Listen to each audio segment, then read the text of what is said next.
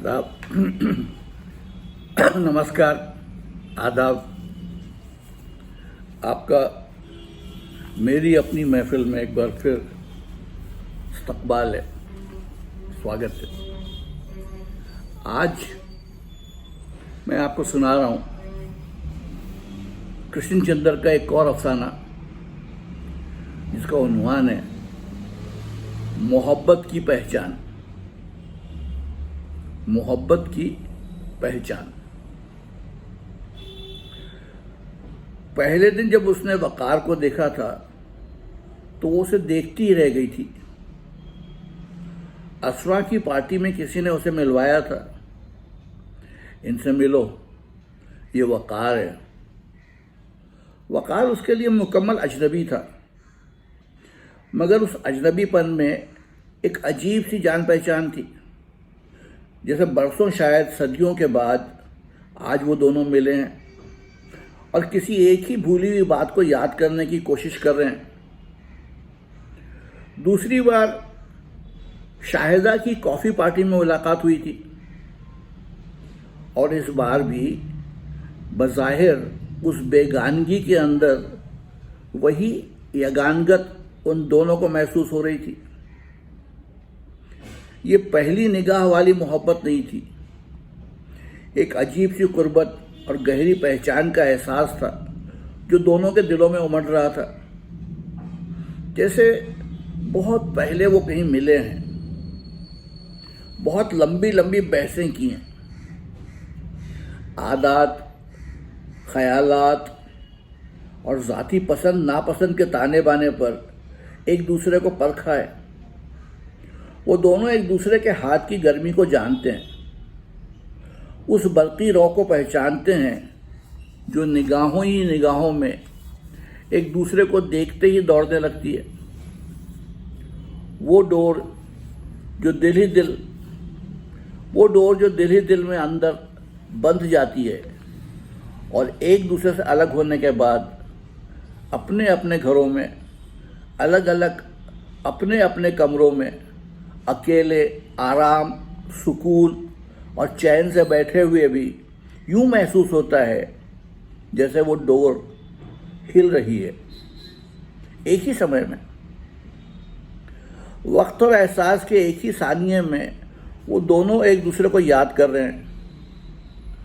रात की तन्हाई में अजरा को अपने बिस्तर पर अकेले लेटे लेटे एकदम एहसास हुआ जैसे उसके बहुत ही करीब उसके चेहरे पर वकार झुका हुआ है। घबरा कर उसने बेड स्विच दबाकर रोशनी की। कमरे में कोई न था। फिर भी वो घबरा सी गई, लजा सी गई। उसे एक लम्हे में ऐसा महसूस हुआ जैसे उसका राज वकार को मालूम हो गया। तीसरी बार जब वो वकार से रऊफ की दावत पर मिली तो बेख्तियार उसकी आंखें झुक गईं और रुखसारों पर रंग आ गया। मोहब्बत करने वाली औरत का दिल बहुत शफाफ होता है। वकार और अजरा को एक दूसरे के करीब आते ज़्यादा देर नहीं लगी। कुछ ऐसा महसूस होता है जैसे बनाने वाले ने उन दोनों को बनाया तो एक ही दूसरे के लिए था। दोनों ज़िद्दी और मगरूर थे, रास्तबाज और मेहनती, न किसी से दबने वाले न किसी की बेजा खुशामद करने वाले। दोनों किसी कदर कच बहस भी थे और शायद वो बहस जो सदियों पहले उनके दरमियान शुरू हुई थी अब फिर जारी हो रही थी।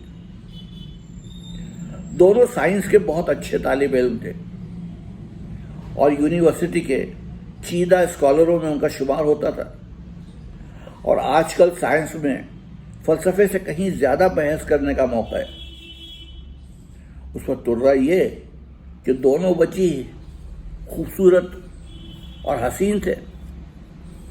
लगता था कुदरत ने दोनों को एक ही सांचे और ठप्पे में ढाल कर एक दूसरे से दूर फेंक दिया था। हालात के महवर पर गर्दिश करते करते अचानक वो एक दूसरे से आन मिले थे और अब ऐसा लगता था जैसे कभी एक दूसरे से अलग न होंगे। یہ پہچان 3-4 سال تک چلتی گئی اور گہری ہوتی گئی۔ اس عرصے میں وقار IAS کے انتخاب میں آ چکا تھا اور ٹریننگ حاصل کر رہا تھا۔ عذرا بھی نیشنل لیبارٹریز میں ملازم ہو چکی تھی اور اپنے محبوب موضوع کرسٹالوجی پر ریسرچ کر رہی تھی۔ زندگی ان دونوں کے لیے بہار کے پہلے جھونکے کی طرح شروع ہو رہی تھی۔ ان دونوں نے شادی کا فیصلہ کر لیا تھا، مگر شادی سے چند روز پہلے عذرا کے منہ سے نہیں نکل گیا۔ برسوں بعد آج بھی جب وہ اس واقعے کو یاد کرتی ہے تو اسے اس نہیں پر حیرت تو نہیں ہوتی، ہاں اس نہیں پر جمے اور اڑے رہنے پر حیرت ہوتی ہے۔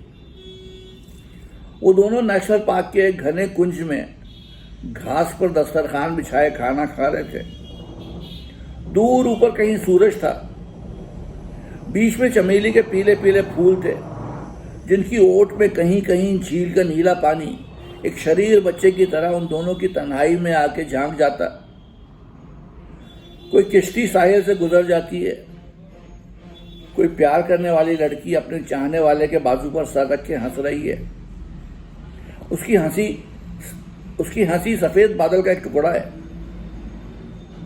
اس دنیا میں ہمیشہ قیامتیں آتی رہی ہیں اور آتی رہیں گی، اور ہمیشہ وہ ایک دوسرے سے جھگڑیں گے۔ 10 گز زمین کے لیے،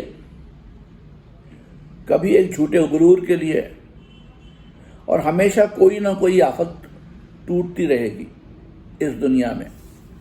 مگر محبت صرف ایک بار آتی ہے۔ بادل کے سفید ٹکڑے کی طرح جھیل میں ایک کشتی کی طرح تیرتی ہوئی چاہت کے بازو پر سر رکھے ہوئے آسمان کو تکتی ہوئی دل کے ساحل کو چھوتی ہوئی گزر جاتی ہے۔ کوئی ہاتھ بڑھا کے روک لے تو رک جاتی ہے، ورنہ موت کی گونج کی طرح کہیں اور چلی جاتی ہے۔ ایسے ٹھنڈے میٹھے شہد بھرے لمحے وہ بحث شروع ہوئی تھی۔ وقار نے اسے مشورہ دیا تھا کہ شادی کے بعد عذرا نیشنل لیبارٹریز میں کام کرنا چھوڑ دے۔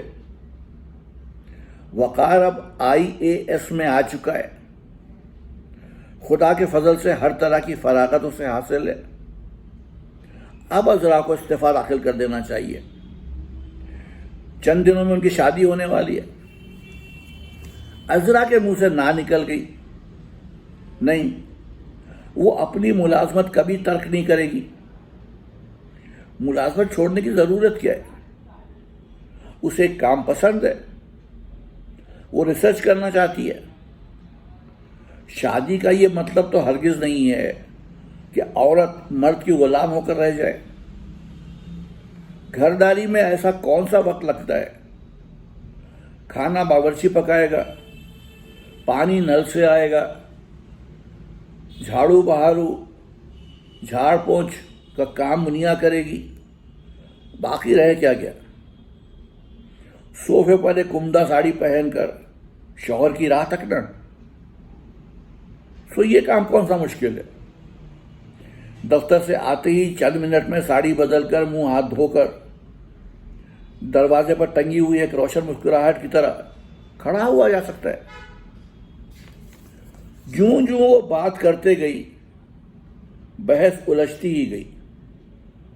عذرا کو اندازہ ہو رہا تھا کہ بحث غلط راستے پر جا رہی ہے، مگر جوش کے عالم میں وہ بھی بولتی چلی گئی۔ بحث کے دوران اسے یہ بھی احساس ہوا کہ وہ گھر اور اس کی ذمہ داری اور وقار کے احساس کی اہمیت کو محض بحث کی خاطر کم کرتی جا رہی ہے۔ کچھ یہ بھی احساس ہونے لگا کہ ویسے وقار کی دلیل میں وزن زیادہ ہے، اس بات سے وہ اور بھی بپھر گئی، اس کے لہجے میں تلخی آنے لگی۔ پھر اسے محسوس ہوا جیسے سب کچھ غلط ہو رہا ہے، اسے معاملے کو سنبھال لینا چاہیے، مگر وہ ایک نا جو اس کے منہ سے نکلی تو نکلتی ہی چلی گئی، اور وہ بحث کے دوران مزید کج بحثی سے کام لینے لگی۔ وقار بھی سنجیدگی کو چھوڑ کر غصے سے کام لینے لگا۔ تمہیں یہ نوکری چھوڑ دینی ہوگی، تم مجھے ایسی کوئی دھمکی نہیں دے سکتے۔ عذرا کے لہجے میں آنسو آنے لگے۔ وہ اور بھی اپنے عقیدے پر سخت ہوتی گئی۔ کسی قیمت پر میں یہ ملازمت نہیں چھوڑوں گی، چاہے شادی ہو یا نہ ہو، میں اپنا کام بند نہیں کروں گی۔ یکایک عذرا نے اپنا فیصلہ دے دیا اور بحث ایک دم بند ہو گئی۔ دسترخوان لپیٹ دیا گیا، خاموشی میں جھیل کے کنارے برتن دھوئے گئے۔ ایک کشتی مردوں اور عورتوں کی ہنسی سے بھری ہوئی، شریر بچوں کی کلکاریوں سے معمور قریب سے گزرتی جا رہی تھی۔ عذرا کا جی چاہا وہ ہاتھ بڑھا کر اس کشتی کو روک لے، ورنہ یہ سب بچے چلے جائیں گے اور وہ اکیلی رہ جائے گی، مگر اس کے دل میں اتنا غم اور غصہ اور غرور بھرا ہوا تھا کہ وہ کچھ نہ کر سکی۔ ٹفن کے خالی برتن کو اپنے ہاتھ میں لیے پانی میں کھنگالتی رہی، اور پانی ایلومینیم کی دیواروں سے ایک بے معنی فقرے کی طرح ٹکراتا رہا۔ گاڑی میں بھی اسے خیال آیا کہ وہ وقار کی بات مان جائے، اپنی ضد ترک کر دے، ایک کمزور لمحے کا سہارا لے کر اپنے آپ کو وقار کی گود میں گرا دے، مگر وہ ملتجی لمحہ گزر گیا اور وہ چٹان کی طرح سخت اور مغرور بنی اپنی سیٹ پر وقار سے الگ بیٹھی رہی، حتیٰ کہ اس کا فلیٹ آ گیا۔ وقار اور عذرا کی شادی نہیں ہوئی۔ وقار اپنی پوسٹنگ پر تنہا ہی چلا گیا۔ عذرا نے بھی کسی دوسرے بڑے شہر میں اپنا ٹرانسفر کروا لیا۔ بہت سے سال گزر گئے، دل بجھتا گیا۔ وقار اب بھی عذرا کو یاد آتا تھا۔ تنہا راتوں میں، زندگی کے اجاڑ اور طویل لمحوں میں وقار کی جدائی بہت کھلنے لگی۔ مرد تو بہت تھے، اور 1000 روپیہ تنخواہ پانے والی عورت کے لیے مردوں کی کیا کمی ہو سکتی ہے؟ مگر وہ کسی دوسرے مرد سے شادی تو جب کرے جب وقار کو کسی طرح بھول جائے، اور وہ کمبخت دل سے اترتا ہی نہیں۔ عذرا نے شادی نہیں کی، مگر اس نے چند ماہ کا ایک یتیم بچہ گود لے کر پال لیا۔ منا بھی اب 4 سال کا ہو چکا تھا اور اپنے باپ کو پوچھتا تھا، امی ابو کہاں ہیں؟ کینیڈا گئے۔ کینیڈا کہاں ہے؟ یہاں سے بہت دور ہے۔ کب آئیں گے؟ نہیں آئیں گے۔ کیوں نہیں آئیں گے؟ سب کے ابو تو راتوں گھر آتے ہیں، میرے ابو کیوں نہیں آتے؟ وہ لاجواب ہو کر چپ ہو جاتی، مگر منا پوچھتا ہی رہتا۔ کنڈر گارٹن میں جب اسے داخل کرانے کا سوال آیا تو مننے کے باپ کا نام پوچھا گیا۔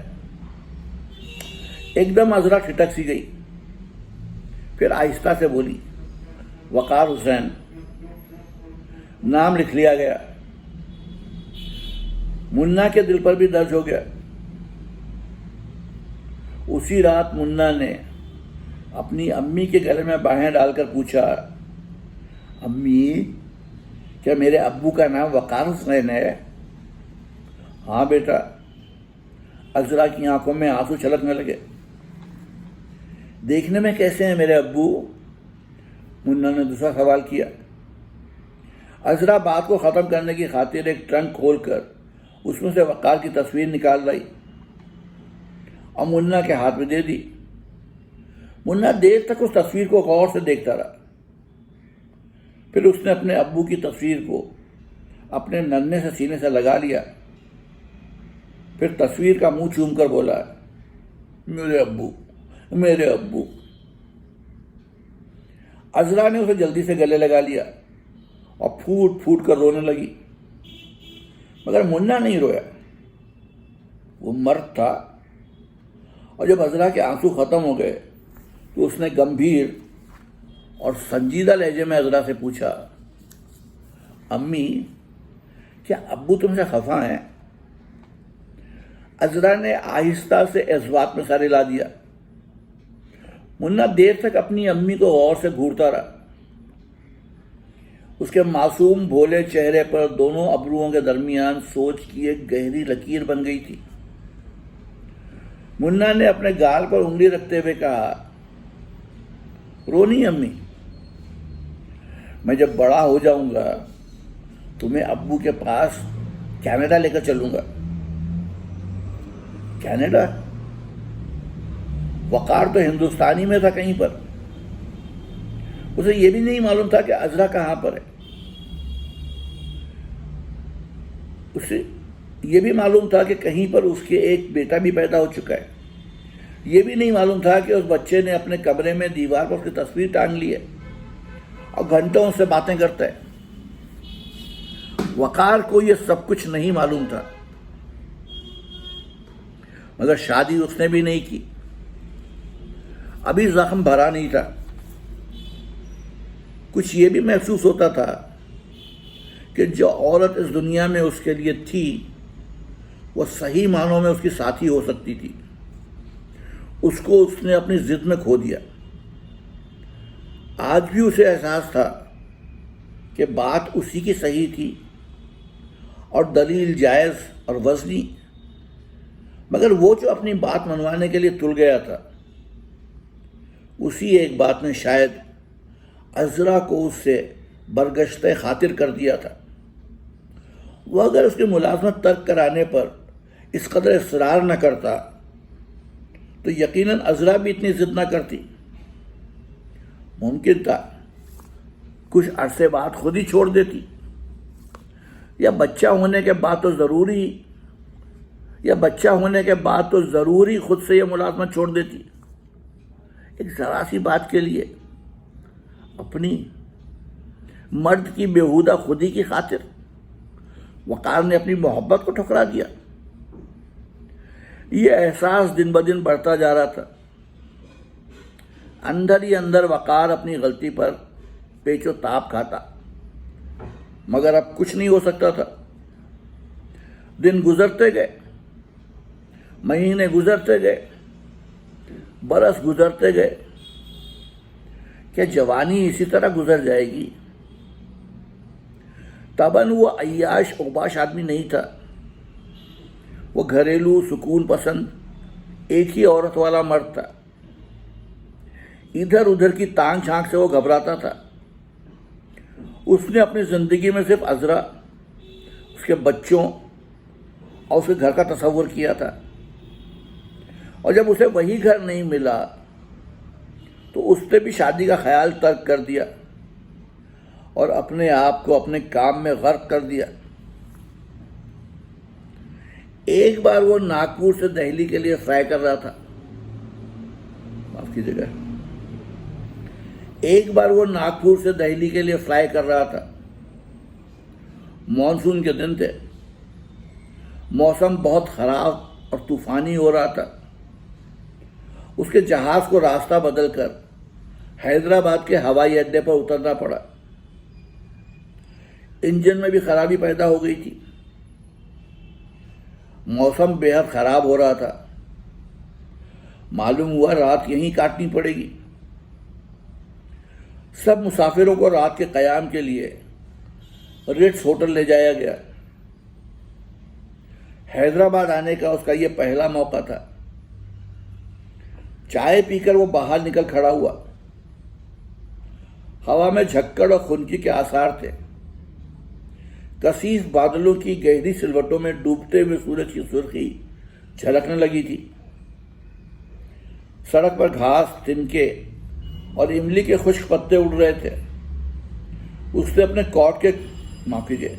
نے اپنے کوٹ کے کالر اونچے کر لیے اور اس سڑک پر ہو لیا جو ایک اونچی پہاڑی چٹان کے کنارے کنارے اپنا راستہ کاٹتی ہوئی نیچے کو جاتی تھی۔ کچھ دیر کے بعد وہ حیدرآباد کو سکندرآباد سے جدا کرنے والے نظام تال پر تھا اور میلوں تک پھیلے ہوئے پانی کا نظارہ کر رہا تھا۔ بند کی سڑک پر گھومتا گھومتا وہ کسی دوسری سڑک پر گھوم گیا۔ فضا میں عجیب اداسی سی تھی۔ سڑکوں پر روشنی ہو چلی تھی، مگر جھکڑ زدہ ماحول میں یہ زرد روشنی مایوسی کو توڑنے کی ناکام کوشش کر رہی تھی۔ اب چاروں طرف چھوٹے چھوٹے بنگلے تھے جن کی نصف قد آدم دیواروں سے بوگن ویلا کی پھولدار شاخیں جھانک رہی تھی۔ کہیں کہیں پر املتاس اور املی کے پیڑ شاخوں سے شاخیں ملائے اس کے سر کے اوپر اس کے خلاف کسی سازش میں مصروف نظر آتے تھے۔ ایک آدمی ایک میلی چادر اوڑھے ایک پان والے بیڑی کا ایک آدمی ایک میلی چادر اوڑھے ایک پان والے بیڑی کا بنڈل خرید رہا ایک پان والے سے بیڑی کا بنڈل خرید رہا تھا اور قریب کے دلشاد ہوٹل کے میلے سے ماحول سے ایک ٹرانزسٹر کے غیر ذاتی سنگیت کی آواز آ رہی تھی۔ موسیقی اگر ذاتی نہ ہو تو محض مشین کا شور بن کر رہ جاتی ہے۔ بہت سی موسیقی جو آج کل سنتا ہے خالی برتنوں کی آواز معلوم ہوتی ہے۔ گانے والے کی آواز اور سننے والے کے کان کا تعلق باقی ہے، مگر روح کا تعلق غائب ہو چکا ہے۔ ایسی موسیقی ایسی شادی سے مشابہ ہے جو اخباری اشتہاروں کے ذریعے سر انجام پاتی ہے۔ ایک بار اس نے بڑے غلام علی خان کو ایک چھوٹی سی محفل میں اپنی آنکھوں کے سامنے گاتے ہوئے سنا تھا۔ پھر ان کے کسی ریکارڈ پہ وہ مزہ نہ آیا۔ ایک بار اس نے بھی محبت کی تھی، پھر شادی کے کسی پیغام میں وہ مزہ نہ آیا۔ ایک بار وہ سوچتا سوچتا چلتا چلتا رک گیا۔ کسی نے اس کے گھٹنوں کے نیچے اس کی پتلون کو پکڑنا کھینچا تھا۔ اس نے مڑ کر دیکھا، ایک چھوٹا سا کوئی 4 سال کی عمر کا ایک بچہ ہے اور اس کی پتلون کو پکڑے ہوئے اس کی طرف بڑی گہری نظروں سے دیکھ رہا ہے۔ کیا ہے بیٹے؟ اس نے بڑی نرم آواز میں پوچھا۔ آپ کا نام کیا ہے؟ منّے نے پوچھا۔ وقار حسین، اس نے جواب دیا۔ مگر تم کیوں پوچھتے ہو بیٹے؟ کیونکہ ہمارے گھر میں آپ کی تصویر لگی ہے۔ میری تصویر تمہارے گھر میں؟ وقار حسین حیرانی سے اس 4 سال کے بچے کی طرف دیکھنے لگا۔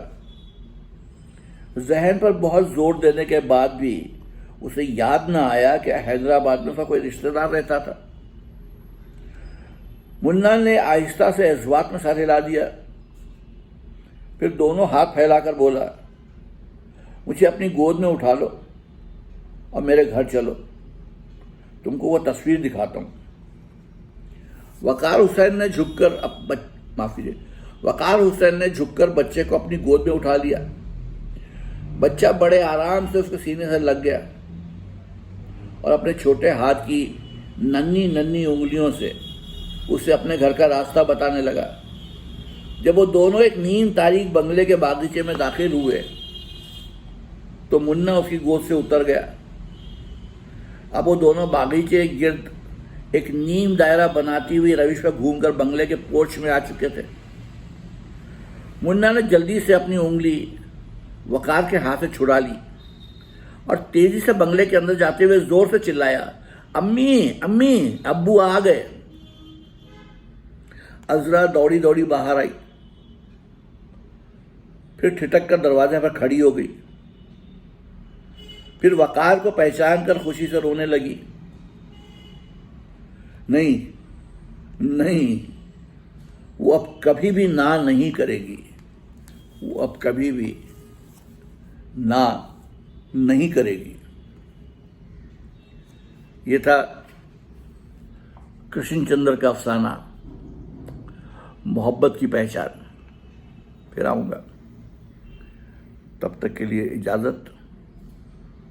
آداب.